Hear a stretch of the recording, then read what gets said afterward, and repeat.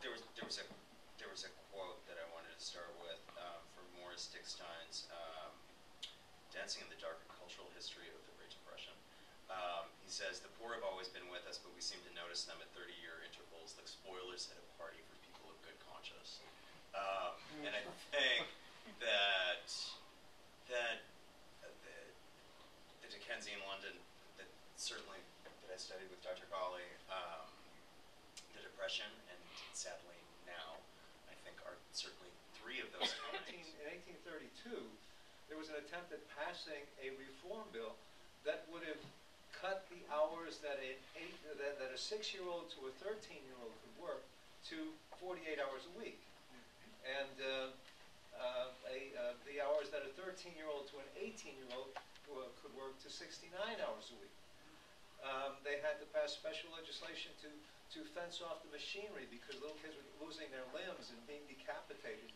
And I knew what the intention of Dickens was. His intention was to expose this circumstance as entertainingly as he could in Oliver Twist. It was his third novel. The first two were rather light. I mean, they were lighter in tone, Pickwick Papers and Discussions of Bones.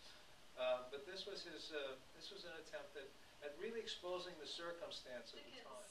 Had a really serious intent. In fact, when the popular edition of Oliver Twist came out, Dickens chose actually to write a preface to it. And I thought I'd read a few lines from that preface.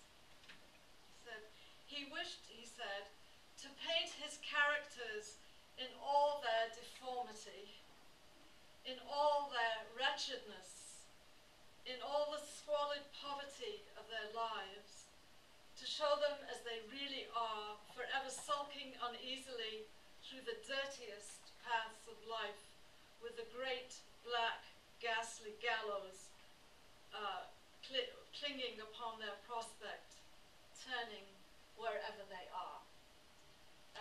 And he wanted to show the cold, wet, like tonight, shelterless midnight streets of London, the foul and frowsy dens where vice is closely packed and lacks the room to turn, the haunts of hunger and disease, the shabby rags that scarcely hold together.